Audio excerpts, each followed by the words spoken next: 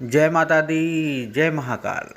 मैं राजगुरु जी महाविद्या आश्रम के मार्गदर्शन में आप लोगों के लिए आज एक गुप्त और गोपनीय रहस्य से भरी हुई साधना योगिनी तंत्र साधना प्रयोग लेके आया हूँ।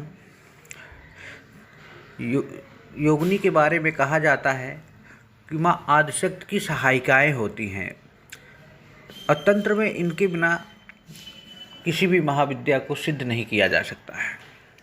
तंत्र में सदा से ही योगिनियों का अत्यंत महत्व रहा है। तंत्र के अनुसार योगिनी आदिशक्ति के सबसे निकट होती है। माँ योगिनियों को आदेश देती हैं और यही योगिनी शक्ति साधक के कार्य सिद्ध कराती है, चाहे काली हो या छिन्नमस्तिका हो या धूमावती हो या बंगला हो, कोई भी हो। मात्र लोक में यही योगिनियाँ ही हैं जो माँ की नित्य सेवा करती हैं और इन्हीं से माँ साधकों की हर इच्छाओं की पूर्ति भी कराती हैं। योगिनी साधना से कई प्रकार की सिद्धियाँ साधक को प्राप्त होती हैं। प्राचीन काल में जब तंत्र अपने चरम पर था तब योगिनी साधना अधिक की जाती थी, परंतु धीरे धीरे क्या हुआ कि इनके साधकों की संख्या कम होती चली गई। आज ये साधनाएं बहुत कम हो गई हैं। इसका मुख्य कारण है समाज में योगिनी साधना के प्रति अरुचि होना, तंत्र के नाम से ही भयभीत होना, इसके जानकारों का अंतर्मुखी होना। इन्हीं कारणों से योगिनी साधना लुप्त सी होती गई। परंतु आज भी इनकी साधनाओं के जानकारों की कमी नहीं है। ऐसा नहीं कि लोग जानकारी कम हो गए, आज भी बहुत से लोग जानते हैं, समझते हैं, सुनते हैं। योगिनी के जो सिद्धपीठ हैं 64 योगिनी, मुरैना, जबलपुर और उड़ीसा में भी 64 योगिनी मंदिर है। यह साधना जो लुप्त तो हो गई है, लेकिन आज भी इन साधनाओं को लोग करते हैं। बस आवश्यकता है कि हम उन्हें खोजें, उस ज्ञान के उस साधक को खोजें और उनके मार्गदर्शन में हम इस साधना को संपन्न करें। यह बहुत ही अद्भुत ज्ञान है।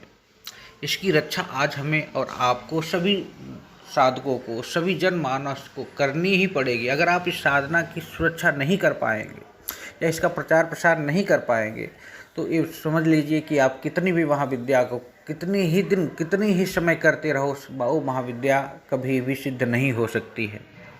इनको बिना सिद्ध किए महाविद्या की साधना की ही नहीं जा सकती है।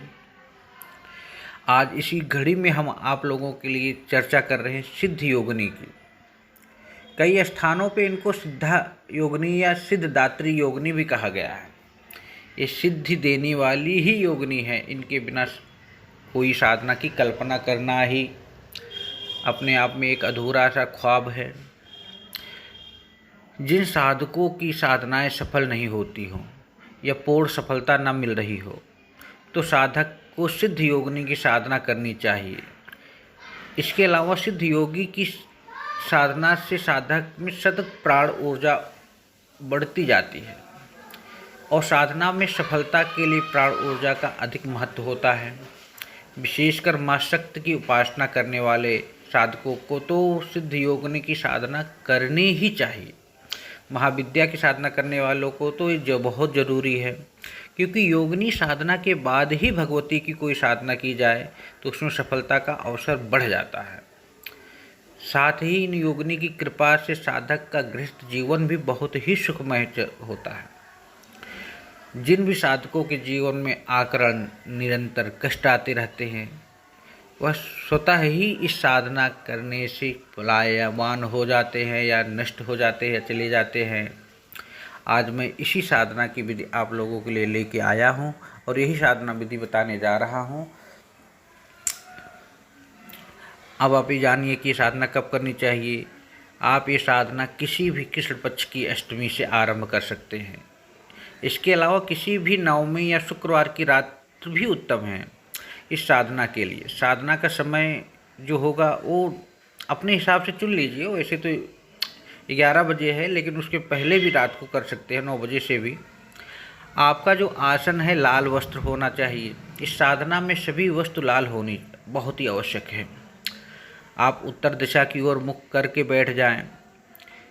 भूमि पर एक ही लाल वस्त्र बिछा दें। वस्त्र पर कुमकुम अक्षत से एक मैथुन चक्र का निर्माण करें और वहाँ सिद्धा योगिनी यंत्र जो प्राण प्रतिष्ठित मंत्र सिद्ध चेतन संकल्पित है उसको स्थापित करें। इस चक्र के मध्य में सुपारी को भी रखना है। इसके बाद सर्वप्रथम गणपति की पूजा करें, आराधना करें, अपने गुरु का पूजन करें, मंत्र का जाप करें। उसके साथ एक गोलक आता है, सिद्ध योगिनी गोलक को भी आप बनवा के अच्छे गुरु के मार्गदर्शन में उसको स्थापित करें। कुमकुम हल्दी, कुमकुम मिश्रित अक्षत अर्पित करें, उसको लाल पुष्प अर्पित करें। भोग में गुड़ का भोग अर्पित करना है, साथ ही पात्र में अनार का रस अर्पित करना है आपको। उसके बाद तेल का दीपक प्रज्वलित करना है। इसके बाद एक माला नावाण मंत्र ओम ऐं ह्रीं क्लीं चामुंडाय विच्चे मंत्र का जाप करना है। जाप में जो माला होगी वो मूंगे की होगी, जो प्राण प्रतिष्ठित मंत्र सिद्ध चैतन्य हो। वैसे रुद्राक्ष भी ले सकते हो अगर आप नहीं प्राप्त कर सकते। नवाड़ मंत्र की एक माला संपन्न करने के बाद एक माला निम्न मंत्र का करना है, ओम रम रुद्राय सिद्धेश्वराय नमः, इस मंत्र का। इसके बाद कुमकुम मिश्रित अक्षत या चंदन जो है मंत्र को अभिमंत्रित करके उस गोलक के ऊपर अर्पित करते रहें या चढ़ाते रहें। ओम ह्रीं सिद्धेश्वरी नमः, ओम ऐं ज्ञानेश्वरी नमः, ओम क्रीं योनिरूपाय नमः, ओम ह्रीं क्रीं ब्रह्म भैरवाय रूपणी नमः, ओम सिद्ध योगिनी शक्ति रूपाय नमः। इस क्रिया को पूरा होने के बाद आप निम्न मंत्र की 11 माला आपको जाप करना है। ओम ह्रीं क्रीं सिद्धमय ओम ह्रीं क्रीं सिद्धय सकल सिद्धिदात्री ह्रीं क्रीं नमः। ओम ह्रीं क्रीं सिद्धदाय सकल सिद्धिदात्री ह्रीं क्रीं नमः। जब आपका 21 माला मंत्र का पूर्ण हो जाए तब घी में अनार के दाने मिलाकर 108 आहूत आपको देनी है। संपूर्ण क्रिया आपको नित्य करनी है। ये 9 दिन की साधना है। आहूत के समय मंत्र के अंत में स्वाहा अवश्य लगाएं। अंतिम दिवस जो अंतिम दिन साधना की पूर्ण होने पर एक पूरा अनार जमीन पर जोर से पटक कर फोड़ दें और उसका रस अग्निकुंड में निचोड़कर अनार उसी कुंड में डाल दें। अनार फोड़ने से जो निचोड़ने का जो सतत है वो जोर जोर से बोलते रहें मंत्र को।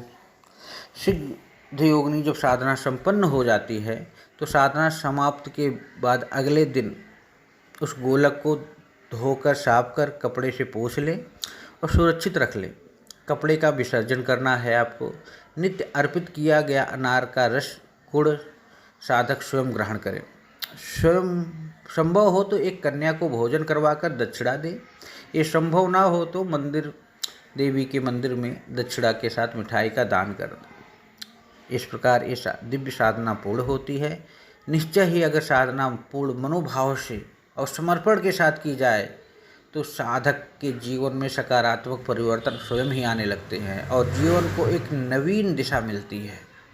इस साधना को यदि 21 दिनों तक किया जाए और साधना स्थल सुनसान, वीरान या जंगल, शमशान या ऐसा शिव मंदिर हो जो पुराना हो तो बहुत ही अद्भुत साधना का रिजल्ट मिलता है।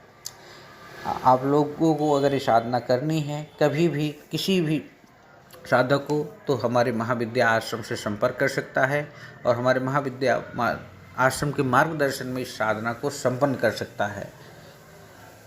तो हमारे से संपर्क करने के लिए या हमारे आश्रम से संपर्क करने के लिए आप हमारे संपर्क नंबर 9958417249, व्हाट्सएप नंबर 9958417249 पर संपर्क कर सकते हैं। इसी के साथ आज हम आप लोगों से विदा लेते हैं। जय माता दी, जय महाकाल।